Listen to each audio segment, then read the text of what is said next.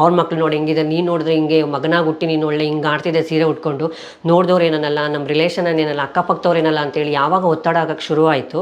So ಅವಾಗ ನನ್ನ ಮನಸ್ಸೊಳಗಡೆ ಬಂದುಬಿಡ್ತು, ಓಹೋ ಇಲ್ಲಿ ನನ್ನ ಭಾವನೆಗಳಿಗಾಗಲಿ ನನ್ನ ಆಸೆಗಳಿಗಾಗಲಿ ನನ್ನ ಇದಕ್ಕೆ ಬೆಲೆ ಇಲ್ಲ, ಇವ್ರು ಯಾರು ನನ್ನ ಅರ್ಥ ಮಾಡ್ಕೊಳ್ಳಲ್ಲ ಅಂತ ನನಗೆ ಯಾವಾಗ ಗೊತ್ತಾಯಿತು, ಅವಾಗ ನಾನು ನಿರ್ಧಾರ ಮಾಡಿದ್ದು ಹಿಂಗೆ ಇದ್ರಾಗಲ್ಲ, ಮನೆ ಬಿಟ್ಟು ಹೋಗಬೇಕು ಅಂತೇಳಿ ಒಂದು ನಿರ್ಧಾರನ ತಗೊಂಡೆ. ನಿಮ್ಮ ತಂಗಿ ಏನು ಹೇಳ್ತಾ ಇದ್ರು? ನಿಮ್ಮ ತಂಗಿ ಜೊತೆ ಏನಾದ್ರು ಶೇರ್ ಮಾಡ್ಕೊಳ್ತಾ ಇದ್ರಾ? ಜಾಸ್ತಿ ನಾನು ನಮ್ಮ ತಂಗಿ ಹತ್ರ ಅಷ್ಟು ಶೇರ್ ಮಾಡ್ಕೊಳ್ತಾ ಇರಲಿಲ್ಲ.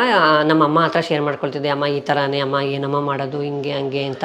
ಅಯ್ಯೋ ಹಂಗಂದ್ರೆ ಬಿಡ್ತಾರ, ಏನನ್ನಲ್ಲಪ್ಪ, ನಿಮ್ಮ ಅಪ್ಪ ನೋಡಿದ್ರೆ ಆ ಥರ, ಅವ್ರ ಮೇಲೆ ನಾನು ಇದು ಮಾಡೋಕ್ಕಾಗುತ್ತಾ ಹಂಗೆ ಹಿಂಗೆ ಅಂತ. ನಮ್ಮ ಅಮ್ಮನೂ ಕೂಡ ಸ್ವಲ್ಪ, ಏಕೆಂದರೆ ಅವ್ರು ಇವ್ರಿಗೆ ಒತ್ತಡ ಆಗ್ತಾ ಇದ್ದಾಗ ಇವ್ರು ಬಂದು ನನಗೆ ಹೇಳ್ತಾ ಇದ್ದಾಗ ನನಗೆಲ್ಲ ಒಂದು ಕಡೆ ಇನ್ನೂ ಜಾಸ್ತಿ ಒತ್ತಡ ಆಗ್ತಾಯಿತ್ತು. ಸೊ ಹಾಗಾಗಿ ನಾನು ಜಾಸ್ತಿ ಮುಂದುವರ್ಸಕ್ಕೆ ಹೋಗಲಿಲ್ಲ ಏನೇ ಆಗಲಿ. ನಾನು ನನ್ನ ಒಂದು ಲೈಫು, ನನ್ನ ಒಂದು ಇದನ್ನು ನಾನು ಮಾಡಬೇಕು ಅಂದರೆ ಸೊ ನಾನು ಇಲ್ಲಿಂದ ಹೊರಗಡೆ ಹೋಗೋದೇ ಉತ್ತಮ. ಇಲ್ಲಿ ನನ್ನ ಆಸೆಗಳಿಗಾಗಲಿ ನನ್ನ ಭಾವನೆಗಳಿಗಾಗಲಿ ನನ್ನ ಇದಕ್ಕೆ ಇಲ್ಲಿ ಬೆಲೆ ಇಲ್ಲ, ಇದಕ್ಕೆ ಪರಿಹಾರ ನಾನು ಮನೆ ಬಿಟ್ಟು ಹೋಗೋದೇ ಅಂತ ಹೇಳ್ಬಿಟ್ಟು ಮನೆ ಬಿಟ್ಟು ಹೋಗೋಕ್ಕೆ ನಿರ್ಧಾರ ಮಾಡಿದೆ. ಪ್ರಿಯಾಂಕಾ ಅವರು ಟೀ ಮಾಡಿದ್ದಾರೆ, ನೋಡೋಣ ಟೇಸ್ಟ್ ನೋಡೋಣ. ಹಂಗಾರೆ ನೀವು ಟೀ ಪ್ರಿಯರು? ಟೀ ಕಾಫಿ ಕುಡಿತಾ ಇರ್ತೀನಿ. ಮನೆ ಬಿಟ್ಟು ಬಂದ್ರಿ, ವಾಟ್ ನೆಕ್ಸ್ಟ್? ಆ ವಯಸ್ಸೇ ಹಂಗೆ. ಹೌದು, ಯಾರು ವಯಸ್ಸು ಅಂತ ಹೇಳ್ತಾರಲ್ಲ, ಒಂದು 13-14 ಆಗ ಒಂದು ಏಜು. ಸೊ ಏನಂದರೆ ಅವಾಗ ನಮಗೆ ಗೊತ್ತಾಗ್ತಾ ಇರುತ್ತೆ ಇನ್ನೂ ಜಾಸ್ತಿ ನಮ್ಮ ದೇಹದಲ್ಲಿ ಏನು ಬದಲಾವಣೆಗಳಾಗ್ತದೆ, ನಮ್ಮ ಮೆಂಟಾಲಿಟಿ ಏನು, ನಮ್ಮ ಇದು ಏನು ಅನ್ನೋದು ಗೊತ್ತಾಗುತ್ತಲ್ವ. ಸೊ ನಾನೇನು ಮಾಡಿದೆ, ನನಗೊಂದು 14 ವರ್ಷಕ್ಕೆ ಏನು ಮಾಡಿದೆ, ಡಿಸೈಡ್ ಮಾಡಿಬಿಟ್ಟೆ, ಸೊ ನಾನು ಇನ್ನು ಮನೇಲಿರೋದು ಸರಿ ಬರಲ್ಲ, ಇವರೇನೋ ಒಂದು ಮಾಡಿಬಿಡ್ತಾರೆ ನನ್ನನ್ನು ಅಂತ ಹೇಳ್ಬಿಟ್ಟು ನಾನೇನು ಮಾಡಿದೆ.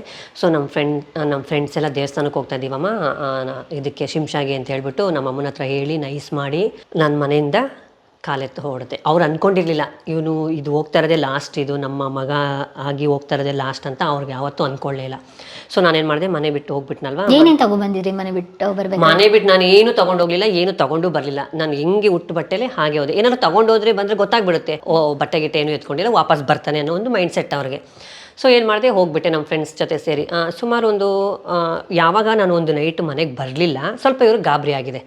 ಸೊ ಅವಾಗ ಫೋನಿಗೇನು ಏನೂ ಇರಲಿಲ್ಲ, ಕಾಂಟ್ಯಾಕ್ಟ್ ಮಾಡೋದಕ್ಕಾಗಲಿ ಇನ್ನೊಂದಕ್ಕಾಗಲಿ ಏನು ಫೋನ್ ಇರಲಿಲ್ಲ.